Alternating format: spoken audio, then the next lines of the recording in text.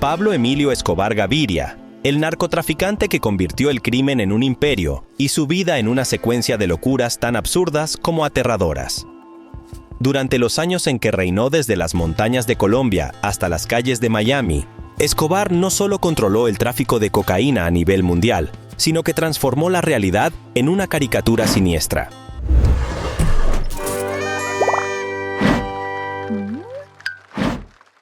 Construcción de su propia prisión, la Catedral. En 1991, ante la presión internacional y la amenaza de extradición a Estados Unidos, Escobar negoció su entrega con el gobierno colombiano. Sin embargo, impuso una condición inusual: construir su propia prisión. Así nació la Catedral, ubicada en una colina en Envigado, cerca de Medellín. Lejos de ser una cárcel común, este recinto contaba con comodidades que desafiaban la lógica penitenciaria: jacuzzi, sala de billar, discoteca, gimnasio, una cancha de fútbol y una vista panorámica de la ciudad. Desde este lugar, Escobar continuó dirigiendo sus operaciones criminales con total impunidad. La Catedral se convirtió en su centro de mando, donde recibía visitas de familiares, amigos y socios. Incluso se dice que organizaba fiestas y reuniones con personajes influyentes. La prisión estaba custodiada por sus propios hombres, lo que le garantizaba seguridad y control absoluto. Este episodio refleja la corrupción y debilidad institucional de la época, donde un narcotraficante pudo negociar condiciones carcelarias a su favor. La Catedral no solo fue un refugio, sino también una muestra del poder que Escobar ostentaba, capaz de imponer sus términos al Estado. La Catedral fue construida con materiales de alta calidad, incluyendo cerámicas importadas desde Italia, y contaba con una discoteca y una cascada artificial, lo que le valió el apodo de Hotel Escobar o Club Medellín. Contrabando de cocaína en neumáticos de avión. Durante los años 80, el cartel de Medellín utilizó aviones comerciales y privados para enviar cocaína a Estados Unidos. Una de las tácticas más efectivas fue esconder la droga dentro de los neumáticos de las aeronaves. Al estar ubicados en una parte del avión que rara vez se inspeccionaba minuciosamente, los neumáticos se convirtieron en el escondite perfecto. Esta operación requería una logística precisa y la complicidad de personal en aeropuertos y hangares. Los neumáticos eran modificados para albergar la droga y luego se instalaban en los aviones. Una vez en destino, se desmontaban y se extraía la mercancía. Esta técnica permitió al cartel enviar grandes cargamentos sin ser detectados durante un tiempo considerable. Sin embargo, como muchas de las estrategias de Escobar, esta también fue descubierta eventualmente. Las autoridades intensificaron las inspecciones y mejoraron sus métodos de detección, lo que llevó al cartel a buscar nuevas formas de contrabando. En la década de 1980, Escobar adquirió un avión bimotor, el primero y más grande de su tipo, para transportar diariamente el dinero recaudado desde el norte hacia Colombia. Enterrar dinero bajo tierra. El flujo constante de efectivo proveniente del narcotráfico generaba un problema logístico para Escobar. Los bancos no eran una opción viable debido al riesgo de rastreo y confiscación. Por ello, decidió esconder grandes sumas de dinero en lugares remotos, como fincas, selvas y montañas. Estas caletas eran excavadas y selladas cuidadosamente para evitar la humedad y el deterioro. Sin embargo, la naturaleza y el tiempo no siempre fueron aliados. Muchos de estos escondites fueron olvidados o destruidos por animales, humedad o simplemente por la falta de registros precisos. Se estima que una parte significativa de la fortuna de Escobar se perdió de esta manera.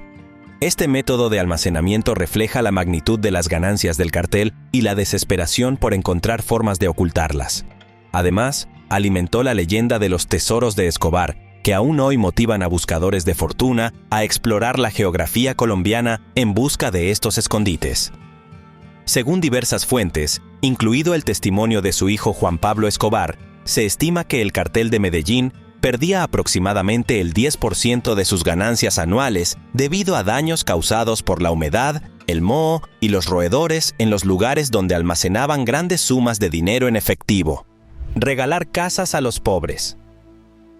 En los años 80, Escobar lanzó el proyecto Medellín sin tugurios, que consistía en la construcción de viviendas para familias que vivían en condiciones precarias. Se estima que se construyeron alrededor de 250 casas en terrenos que anteriormente eran basureros o zonas marginales.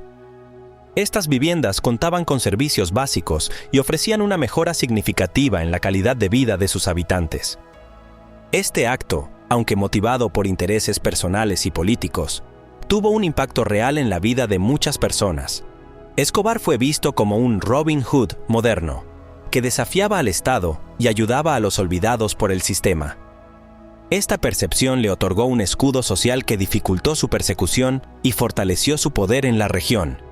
Sin embargo, esta estrategia también generó una dependencia y una visión distorsionada de la justicia y la legalidad.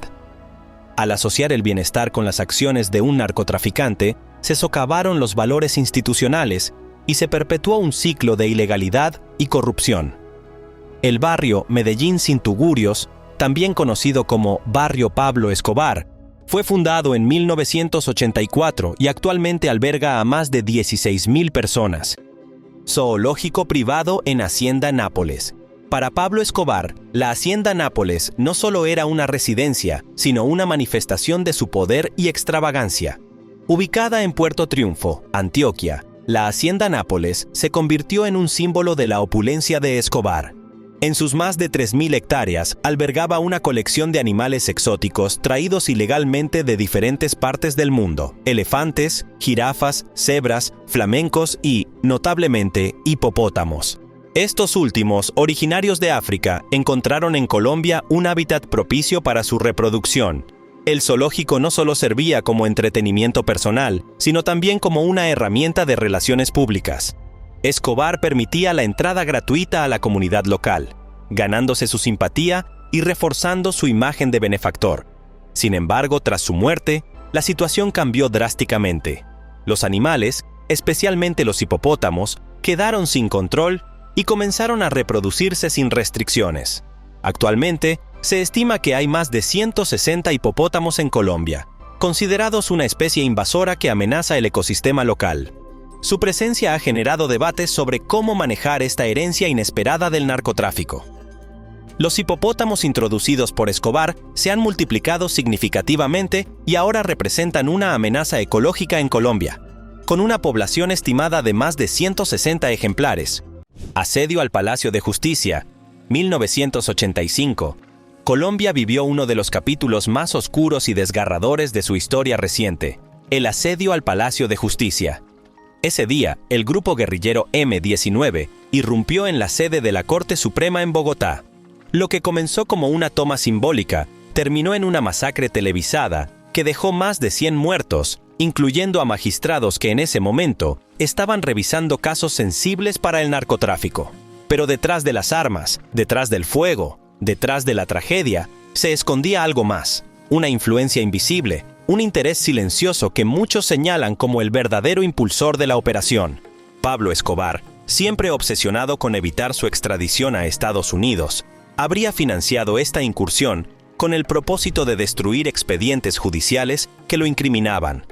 Aunque nunca se comprobó judicialmente su participación directa, múltiples testimonios y reportajes apuntan a su implicación encubierta. Y justo cuando uno cree que ya ha visto lo peor, hay otros eventos aún más sombríos que marcaron esa época de terror en Colombia. Si este tipo de historias te impactan tanto como a nosotros, tienes que ver el otro video que te recomendamos. Vas a descubrir otra operación igual de espeluznante, que revela hasta dónde podía llegar el poder del narcotráfico para doblegar a un estado entero. Regresando al Palacio de Justicia, los enfrentamientos duraron casi 30 horas. Tanques disparando contra un edificio lleno de rehenes, llamas devorando documentos clave, militares entrando a sangre y fuego, y un país observando en directo cómo colapsaba uno de sus pilares fundamentales: la justicia. El resultado fue más que una tragedia humana. Fue también un mensaje silencioso. El narcotráfico no solo tenía armas, también tenía control.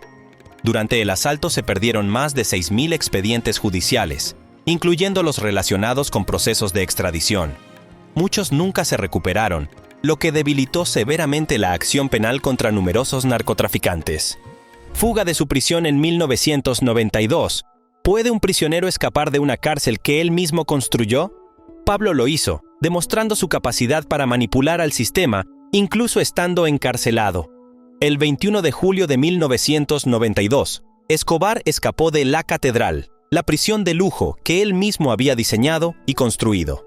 La fuga se produjo tras un intento del gobierno colombiano de trasladarlo a una cárcel convencional, lo que Escobar interpretó como una traición al acuerdo que había negociado previamente. La fuga fue posible gracias a la complicidad de sus propios guardias y a la falta de control por parte del Estado. Escobar y sus hombres salieron por una puerta trasera y se internaron en las montañas, iniciando una nueva etapa de su vida como fugitivo. Este evento marcó un punto de inflexión en la lucha contra el narcotráfico en Colombia y evidenció la debilidad de las instituciones frente al poder de los carteles. Tras su fuga, Escobar ofreció una recompensa de $2,000 por cada policía asesinado, lo que resultó en la muerte de más de 600 agentes en los meses siguientes. Manipulación de partidos de fútbol. Pablo Escobar lo logró, amañando resultados, especialmente para su equipo favorito, Atlético Nacional, incluso en la Copa Libertadores de 1989.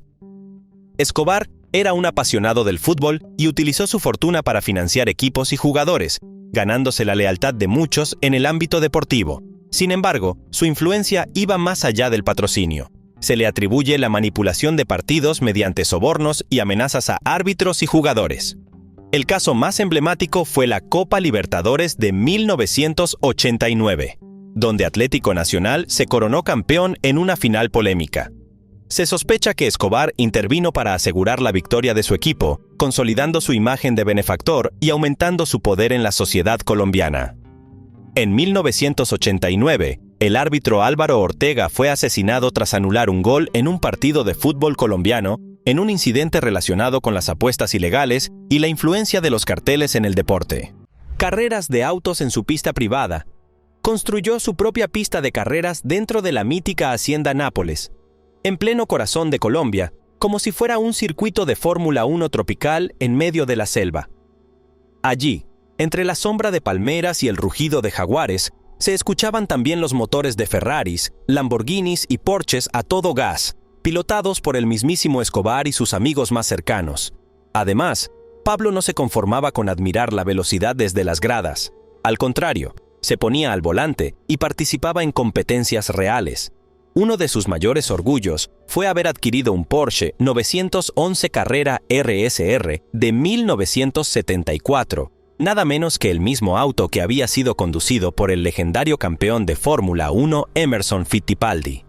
Con ese vehículo, participó en carreras nacionales, en particular la Copa Renault y otras pruebas regionales, demostrando que su obsesión por la adrenalina era tan seria como su negocio ilícito. Escobar financió a varios pilotos prometedores, les compraba equipos, autos y hasta los apoyaba en competencias internacionales. Así, reforzaba su imagen pública de mecenas, al tiempo que utilizaba este entorno para mover dinero sucio sin levantar demasiadas sospechas.